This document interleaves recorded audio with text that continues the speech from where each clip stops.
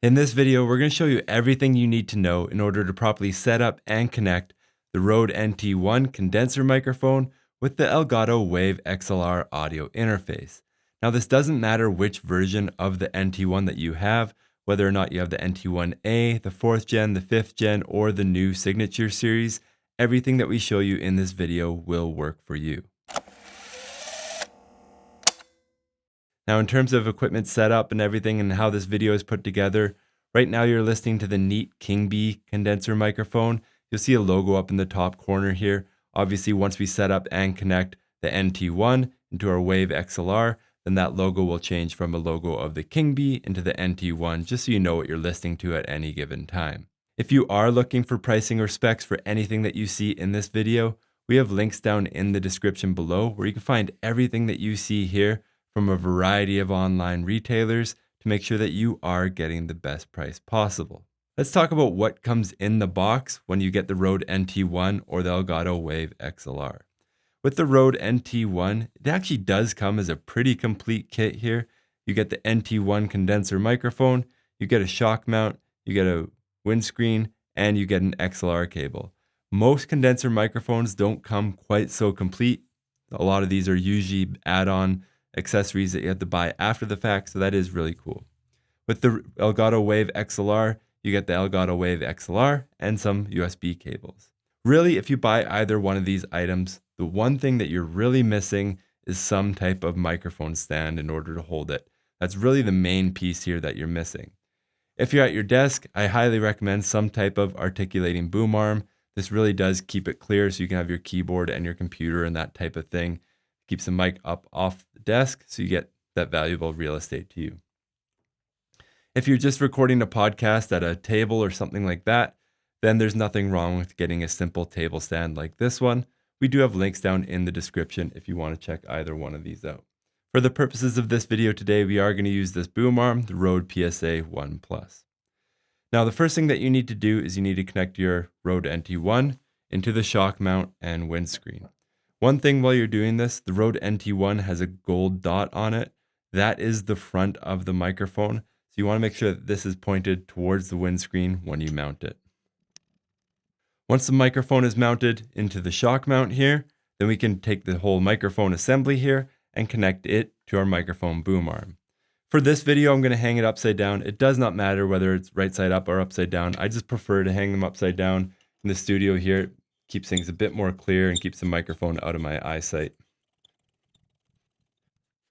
Next, we need to talk about microphone positioning. It doesn't matter how good your microphone is if it's aimed poorly.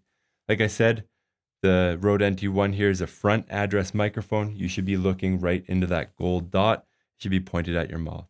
For me, I prefer to keep all condenser microphones about 9 inches away from my face. This is about 2 fists or so away from your face and pointed directly at you. You can have the microphone in front of you, but it does make it more susceptible to plosives. Those P and B sounds will rattle the diaphragm of the microphone. So for best results, I like having the microphone off axis, slightly to the side. Gives much more consistent audio. Next, let's connect our Rode NT1 into our Elgato Wave XLR audio interface. To do that, we're going to use the XLR cable that came with the Rode NT1.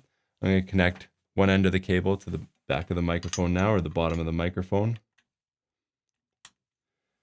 Then I'm going to run this neatly down my boom arm. And then I'm going to take the other end of this cable and connect it to the back of the Elgato Wave XLR audio interface. Now, the Rode NT1 is a condenser microphone. Condenser microphones require 48 volts of phantom power in order to turn on or activate the microphone. So we need to turn that on first on the Elgato Wave XLR. To do that, we're going to single press the big button here until the light at the bottom is on the microphone. Once it's on the microphone is selected, and we're going to hold down the button until this 48 volt light in the bottom corner here turns on. I'm going to press it again so you can see it turn off, and press it again so you can see it turn on. So that light means that this condenser microphone is now activated. Now we can turn up this microphone. If we look over at our computer here, you can see that right now I'm peaking at -19, -16. minus 16 or so, minus 15.8, minus 14.8. This is perfect.